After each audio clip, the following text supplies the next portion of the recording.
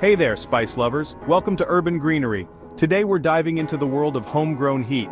Ever wanted to add a kick to your meals straight from your own garden? Well, you're in the right place. Let's learn how to grow chilies at home. Now I know what you're thinking.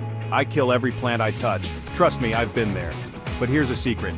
Chilies are surprisingly forgiving. So, even if your thumb is more brown than green, you've got this.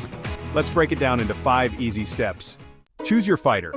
First, pick your chili variety. Are you a jalapeno junkie or a habanero hero? For beginners, I recommend starting with cayenne or Thai chilies. They're hearty and pack a punch. Give them a home. Next, let's talk pots. Chilies love room to grow, so go for containers at least 12 inches deep. Make sure they have drainage holes. Chilies hate wet feet. Plant those seeds of spicy glory. Plant your seeds about a 1/4 inch deep. Pro tip, plant a few extras. Not all seeds will germinate, and hey, more chilies never hurt anyone. Except maybe your taste buds.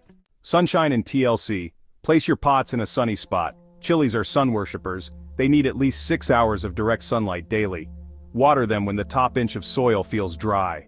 The waiting game. Now patience is key. In about 8 to 12 weeks you'll start seeing those fiery little fruits. And let me tell you, there's nothing quite like the pride of harvesting your first homegrown chili. But wait, there's more. Here are some bonus tips to take your chili game to the next level. Fertilize every 2 weeks with a balanced, water-soluble fertilizer. Pinch off the first few flower buds to encourage bushier growth. For hotter chilies, let them ripen fully on the plant.